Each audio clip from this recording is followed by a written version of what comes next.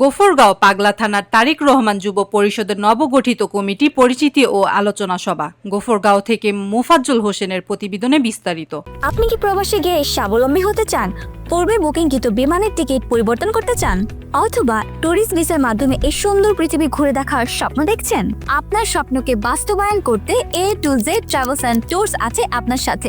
ময়মনসিংহের গফরগাঁও পাগলা থানায় তারেক রহমান যুব পরিষদের পক্ষ থেকে আলোচনা ও পরিচিতি সভা অনুষ্ঠিত হয়। আলোচনা সভায় সভাপতিত্ব করেন তারেক রহমান যুব পরিষদের গফরগাঁও উপজেলা সভাপতি শেখ রিটন। অনুষ্ঠান সঞ্চালনা করেন ময়মনসিংহ দক্ষিণ জেলা তারেক রহমান যুব পরিষদের সিনিয়র সহ সভাপতি শামীম আহমেদ। প্রধান অতিথি হিসেবে উপস্থিত ছিলেন গফরগাঁও উপজেলা বিএনপির সাবেক যুগ্ম আহ্বায়ক শাহ আব্দুল আল মামুন। প্রধান বক্তা হিসেবে উপস্থিত ছিলেন হাজী আব্দুল আজিজ।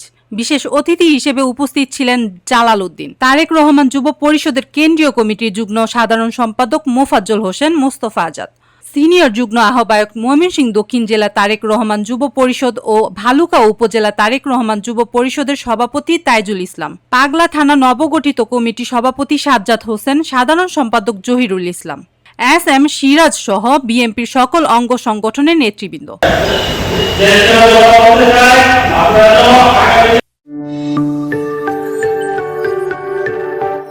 টেলিভিশন, মাতৃভূমির বন্ধনে।